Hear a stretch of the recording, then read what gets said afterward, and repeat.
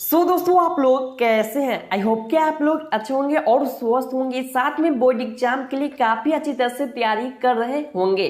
दोस्तों आज के इस वीडियो में देखेंगे class 12 Hindi 100 marks objective question answer से संख्या 2 जो कि आपके बोर्ड एग्जाम के लिए काफी महत्वपूर्ण है। दोस्तों आप भी बोर्ड एग्जाम के लिए तैयारी कर रहे हैं तो वीडियो को शुरू से लेकर अंत तक बने रहे, क्योंकि यह वीडियो आपके लिए काफी इंपोर्टेंट होने वाले, लास्ट तक बने रहे। नमस्कार दोस्तों, मेरा नाम सोनू, आप देख रहे हैं एजुकेशन गुप्ता जो चैनल को सब्सक्राइब कर ले, साथ में बेल आइकन उसको भी दबाए के लाओ के लिए ताकि लेटेस्ट वीडियो आपको मिलता रहे सबसे पहले। दोस्तों वीडियो को शुरू करने से पहले वीडियो को लाइक कर दे, क्योंकि लाइक करने पैसा नहीं लगता है, तो एक लाइक तो बनता है, तो एक लाइक कर दे। साथ ही इस वीडियो को ज्यादा शेयर कर दे ताकि सभी छात्र को पता चल सके, वो भी तैयारी करके बेहतर से बेहतर अंक प्राप्त कर सके। तो दोस्तों आपको बता दें इस वीडियो में जितने प्रश्न काफी महत्वपूर्ण प्रश्न है, सभी प्रश्न को आप लोग ध्यान सुने, अच्छी तरह से याद कर लिए ताकि आप बोर्ड एग्जाम में अच्छे से अच्छे अंक प्राप्त कर सके। तो चलिए दोस्तों इस कमाल के वीडियो को शुरू करते हैं। हम एक एक करके सभी प्रश्न को देखते हैं, तो आप लोग सभी प्रश्न को अच्छी तरह से याद कर लिए, क्योंकि यही सब प्रश्न जो कि बोर्ड एग्जाम में पूछे जाते हैं। इससे पहले का वीडियो आप नहीं देखे हैं तो वीडियो के नीचे लिंक है, या चाहे प्ले लिस्ट में आपको बहुत सारे वीडियो मिल जाएगा, तो वहां जाके देख के सभी प्रश्न को अच्छी तरह से याद कर ले। तो दोस्तों आप लोग स्क्रीन पे यहाँ पे देखते प्रथम प्रश्न की बालकृष्ण भट्ट की रचना बातचीत क्या है। दोस्तों काफी महत्वपूर्ण प्रश्न है, काफी बार बोर्ड एग्जाम में पूछे जा चुके हैं। तो सबसे पहले तो आपको हम बता दें कि आपको एग्जाम में या कहीं भी आपको तो 2 बार प्रश्न को पढ़ना है और 2 बार आपको ऑप्शन को पढ़ना है, उसके बाद ही आपको सही गलत का डिसीजन लेना है। तो दोस्तों यहाँ पे जो प्रश्न कह रहा है कि बालकृष्ण भट्ट की रचना बातचीत क्या है, तो दोस्तों यहाँ पे 4 ऑप्शन दिया, इसका राइट आंसर की हम बात कर ली। इसका जो राइट आंसर है ऑप्शन नंबर डी इसका करेक्ट आंसर है, जो कि ललित निबंध। यानी दोस्तों बालकृष्ण भट्ट की रचना बातचीत क्या है, तो ललित निबंध, या ऑप्शन में आपको निबंध भी दे सकता है, तो आपको लगा देना है, ठीक है। तो एक का जो सही आंसर ऑप्शन डी इसका करेक्ट आंसर है। अगले प्रश्न यहाँ पे देखते दोनों प्रश्न की प्राकृतिक वर्णन से संबंधित कविता है, प्राकृतिक वर्णन से संबंधित कविता है। तो दोस्तों यहाँ पे 4 ऑप्शन दिया है, इसका राइट आंसर क्या होगा नीचे कमेंट भी करें, ठीक है, आपको अगर पहले से मालूम है, ठीक है। इसका राइट आंसर की हम बात कर ली, इसका जो राइट आंसर है ऑप्शन 20 का करेक्ट आंसर है उषा। तो दोस्तों प्राकृतिक वर्णन से संबंधित कविता है तो उषा। 2 का जो सही आंसर ऑप्शन 20 का राइट आंसर है। अगले प्रश्न यहाँ पे देखते तीनों प्रश्न की अर्धनारीश्वर का किस विद्या से संबंध है, अर्धनारीश्वर का किस विद्या से संबंध है। इसका राइट आंसर की हम बात कर ली, इसका जो राइट आंसर है ऑप्शन में ए इसका करेक्ट आंसर है निबंध। तो दोस्तों आपसे एग्जाम में पूछ सकता है कि अर्धनारीश्वर का किस विद्या से संबंध है, तो निबंध से संबंध है। 3 का जो सही आंसर ऑप्शन में ए इसका करेक्ट आंसर है।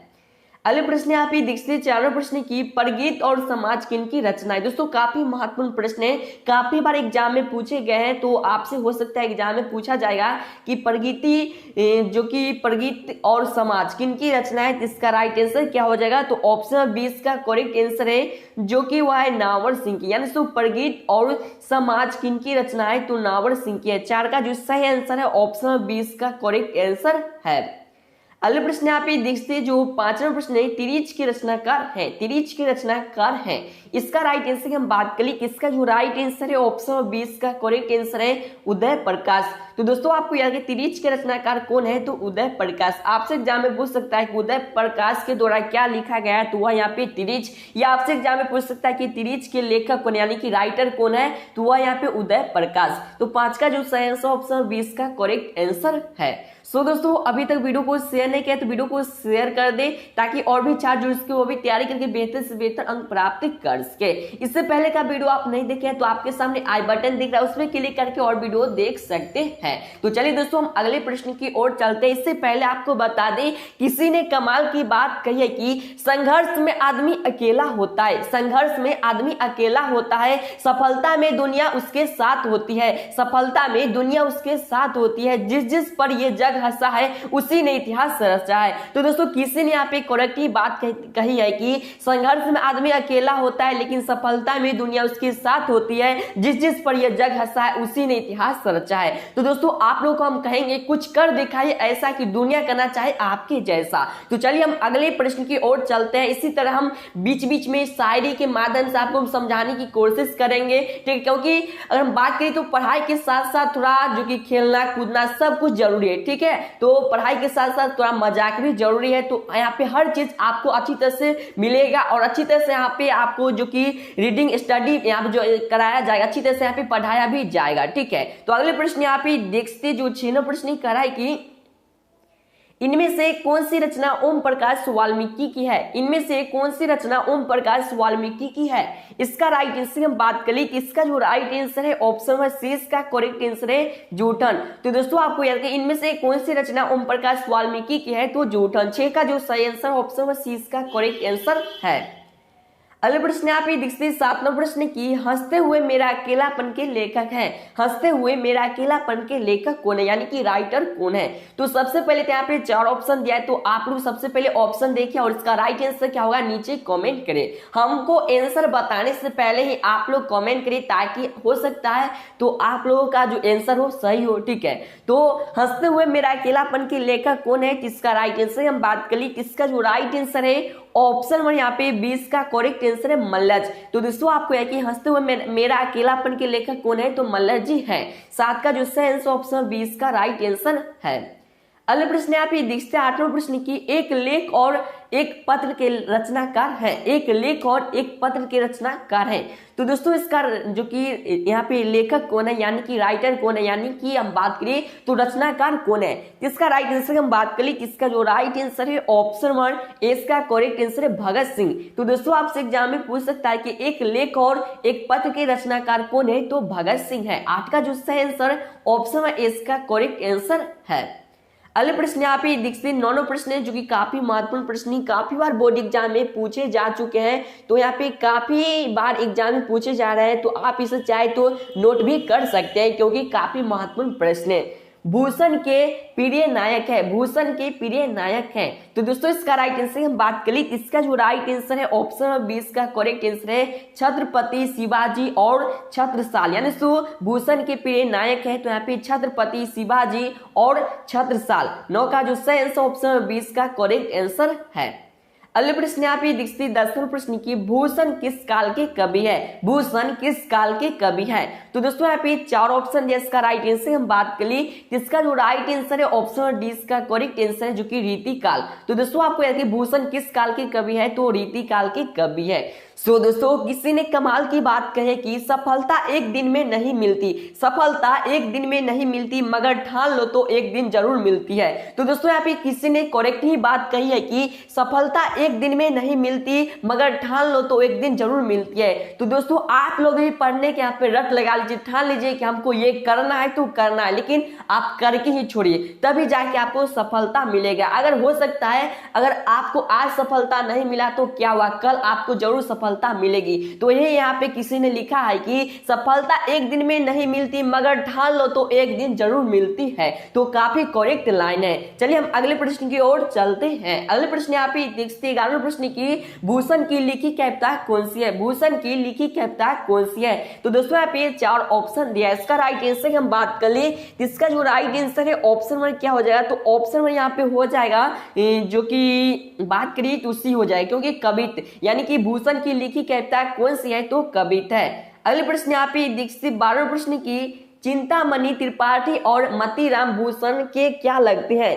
चिंतामणि त्रिपाठी और मतीराम भूषण के क्या लगते हैं। इसका राइट आंसर हम बात कर ली, इसका जो राइट आंसर है ऑप्शन नंबर क्या हो जाएगा, तो ऑप्शन नंबर यहाँ पे इसका जो करेक्ट आंसर हो जाएगा वह हो जाएगा यहाँ पे जो कि ए करेक्ट आंसर, क्योंकि भाई यानी कि चिंतामणि त्रिपाठी और मतीराम भूषण के क्या लगते हैं, तो भाई यानी कि बड़ो लगते हैं, ठीक है, अपना जो कि भाई लगते हैं। तो 12 का जो सही आंसर ऑप्शन है इसका करेक्ट आंसर है। अगले प्रश्न यहाँ पे देखते 13वें प्रश्न की शिवराज भूषण किसकी कीर्ति है। शिवराज भूषण किसकी कीर्ति है। इसका राइट आंसर हम बात कर ली, इसका जो राइट आंसर है ऑप्शन नंबर 20 का करेक्ट आंसर है भूषण। तो दोस्तों आपसे एग्जाम में पूछ सकता है कि शिवराज भूषण किसकी कीर्ति है, तो भूषण की कीर्ति है। तो दोस्तों इसका जो करेक्ट आंसर है ऑप्शन 20 का करेक्ट आंसर है। सो दोस्तों अभी तक वीडियो को लाइक नहीं किया तो वीडियो को लाइक कर दे, क्योंकि आपसे के लिए हम काफी मेहनत करके वीडियो बनाते हैं, तो एक लाइक तो बनता है, तो एक लाइक कर दे। साथ ही इस वीडियो को ज्यादा ज्यादा शेयर कर दे, ताकि जो भी छात्र यहाँ पे बोर्ड एग्जाम देने वाले हैं तो वो भी इस चैनल पे जुड़ सके, वो भी तैयारी करके बेहतर से बेहतर अंक प्राप्त कर सके। सो दोस्तों अभी तक चैनल को सब्सक्राइब नहीं किया, चैनल को सब्सक्राइब कर ली, साथ में एक बेल आइकन है उसको भी दबा के लाइक कर ली, ताकि लेटेस्ट वीडियो आपको मिलता रहे सबसे पहले। साथ में आपको यहाँ पे बिहार बोर्ड की पल पल खबर आपको मिलता रहेगा सबसे पहले। तो चलिए दोस्तों हम अगले प्रश्न की ओर चलते हैं। अगले प्रश्न यहाँ पे दिखती 14वें प्रश्न की भूषण किस काल के प्रसिद्ध कवि है? भूषण किस काल के प्रसिद्ध कवि है? जिसका राइट आंसर हम बात करें, इसका जो राइट आंसर है ऑप्शन है यहाँ पे हम बात करें तो इसका करेक्ट आंसर है रीतिकाल। इससे पहले भी यह प्रश्न आ चुका है कि भूषण किस काल के प्रसिद्ध कवि है, यानी कि दोस्तों आपको एग्जाम में किसी भी प्रकार से पूछ सकता है, ठीक है। और आपको फाइनली हम बता दें कि एग्जाम में जो ऑब्जेक्टिव प्रश्न होता है वह अगर आप सही से बना के आते हैं तो आपको काफी अच्छे अंक मिलेगा, ये मेरा गारंटी है। साथ में बच गया पे सब्जेक्टिव, तो सब्जेक्टिव में यहाँ पे लिखा रहता है कि यथासंभव अपने शब्द में उत्तर दे। तो आपको फाइनली क्या करना है कि उससे रिलेटेड यानी कि उससे जुड़े उससे संबंधित जो भी आपको समझ में आता है, अगर आप लिख के आते हैं तो आपको काफी अच्छे अंक मिलेंगे। क्योंकि अगर हम बात करें तो छात्र क्यों नहीं लिख के आते हैं अपने खुद के मन से, क्योंकि वह सोचते हैं कि हम गलत लिख रहे हैं। तो फाइनली आपको बता दें कि आप जो भी एग्जाम में लिख के आइएगा ना वह सही है, क्योंकि आप एक छात्र है और वहां पे लिखा रहता है कि यथासंभव अपने शब्द में उत्तर दे, लेकिन उससे रिलेटेड लिखिए, ठीक है। और ये मत सोचे कि हम गलती लिख रहे हैं, ये मत सोचे कि हम गलती लिख रहे हैं, कि जो भी लिखे अच्छी तरह से लिखे और सोचे कि हम सही लिख रहे हैं, ठीक है। तो यहाँ पे जो प्रश्न कराए कि भूषण किस काल की प्रसिद्ध कवि है, तो रीतिकाल के प्रसिद्ध कवि है।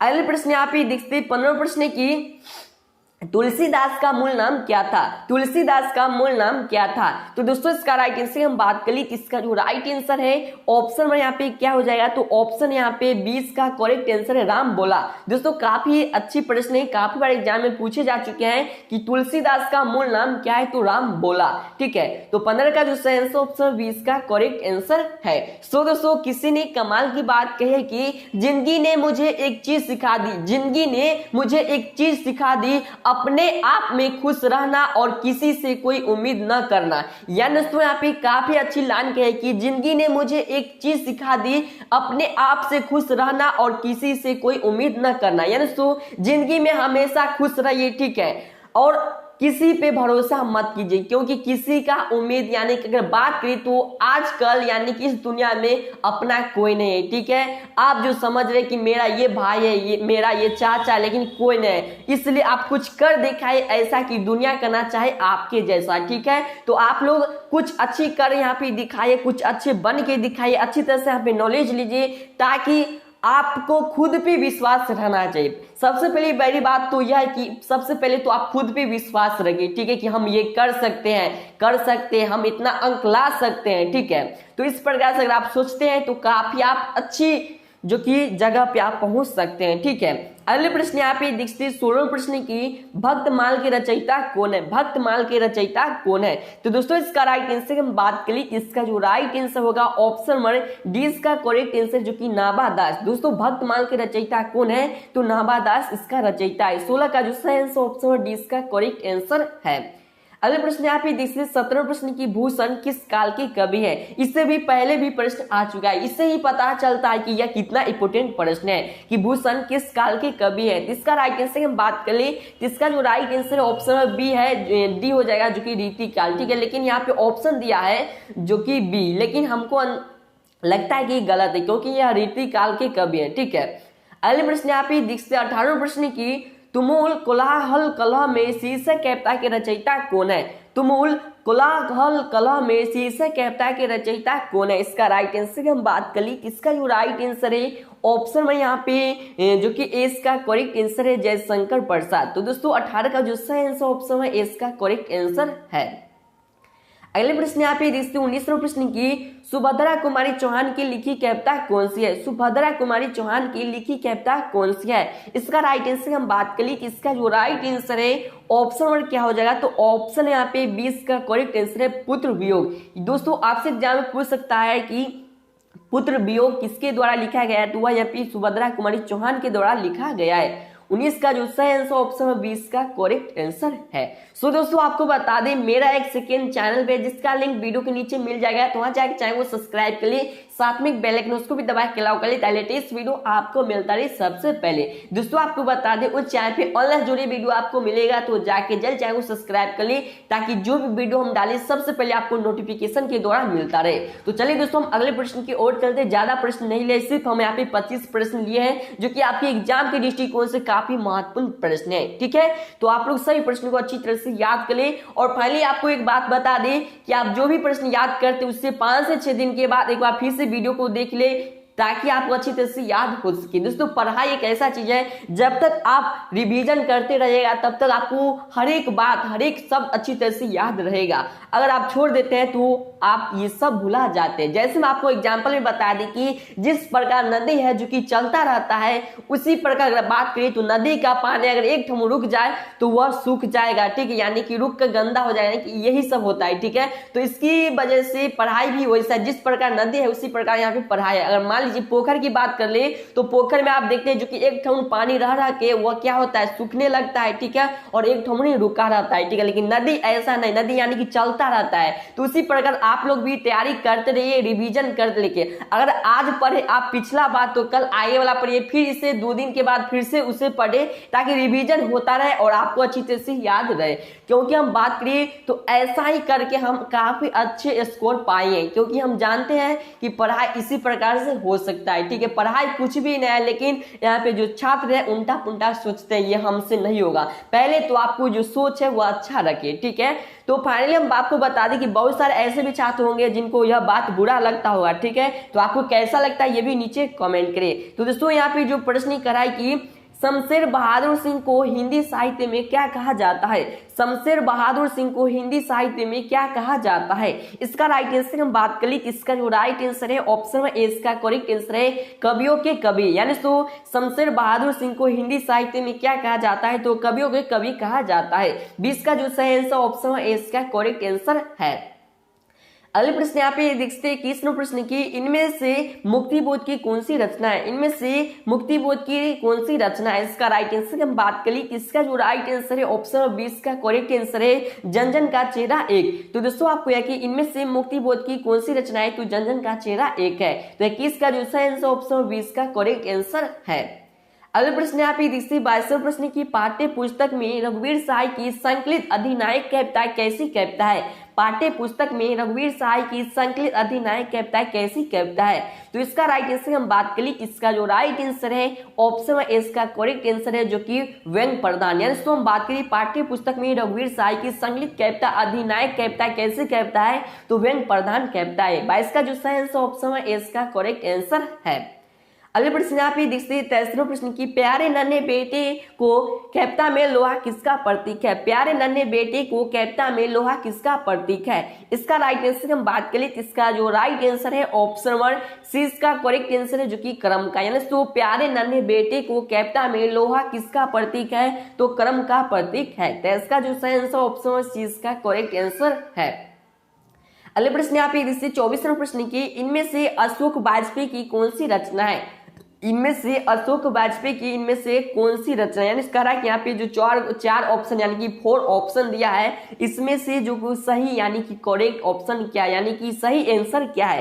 तो इसका राइट आंसर की हम बात कर ली, इसका जो राइट आंसर है ऑप्शन 1 बी, इसका करेक्ट आंसर है जो कि आप स्क्रीन पे देख सकते हैं हारजीत। यानी तो हारजीत किसके द्वारा लिखा गया है, तो अशोक वाजपेयी के द्वारा लिखा गया है। सबसे पहले तो आपको बता दें हिंदी में जो भी यहाँ पे लेखक है उन लेखक के द्वारा क्या क्या लिखा गया आप अच्छी तरह से याद लेखक का जन्म कब हुआ। ठीक है, ये सब अगर आप याद कर लेते हैं तो आपको 10 नंबर एग्जाम में देखने को मिलेगा। ठीक है, अगले प्रश्न यहाँ पे देखते 25वें प्रश्न की ज्ञानेंद्र पति जी किस युग के कवि है। ज्ञानेंद्र पति जी किस युग के कवि है। इसका राइट आंसर हम बात करें, इसका जो राइट आंसर है ऑप्शन 1, इसका राइट आंसर है आधुनिक काल। यानी तो हम बात करें तो ज्ञानेंद्र पति जी किस युग के कवि है, तो आधुनिक काल के कभी है। तो 25 का जो सही आंसर ऑप्शन है इसका करेक्ट आंसर है। सो दोस्तों आपको बता दें इस वीडियो में क्लास 12 के हिंदी के यहाँ पे कुल 25 प्रश्न थे जो कि आपके बोर्ड एग्जाम के लिए काफी महत्वपूर्ण प्रश्न थे। तो 25 में से पहले से आपको कितने प्रश्न याद है नीचे जाके कमेंट करें। वीडियो आपको कैसा लगा ये भी नीचे जाके कमेंट करें। आई होप कि आपको वीडियो पसंद आया, वीडियो को लाइक कर दे, साथ ही इस वीडियो को ज्यादा शेयर कर दे ताकि और भी छात्र जो इसको अभी तैयारी करके बेहतर से बेहतर अंक प्राप्त कर सके। सो दोस्तों चैनल को सब्सक्राइब कर लिए, साथ में एक बेल आइकन उसको भी दबा के अलाउ कर लिए लेटेस्ट वीडियो आपको मिलता रहे सबसे पहले। तो चलिए दोस्तों फिर मिलकर शॉर्ट वीडियो के साथ। जय हिंद, आप सबका दिन शुभ हो।